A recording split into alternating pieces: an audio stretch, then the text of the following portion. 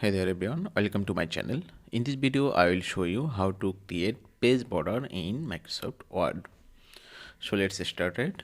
At first we need to click design menu, then click on page border option. After that we see that here are too many options for page border.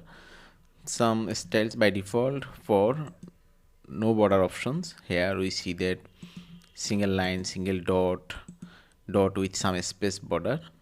So just try one method.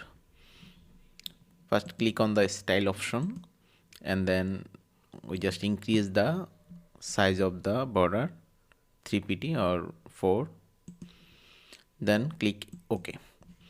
Now we see that as per our style we get a page border. Now if we want to try another page border option, we then again go design page border option, and here we see that some border are in shadow style option, some 3D style option, and some custom options. If we want that we just need box type border, then we just click on a box setting and then select flat line and then increase the width of the border, then click on OK. Now we see that flat line border in my Word document. And another custom option available here for page border, that is art option. In art option if we click, we see that too many art style in page border. From here we just select this option and click OK.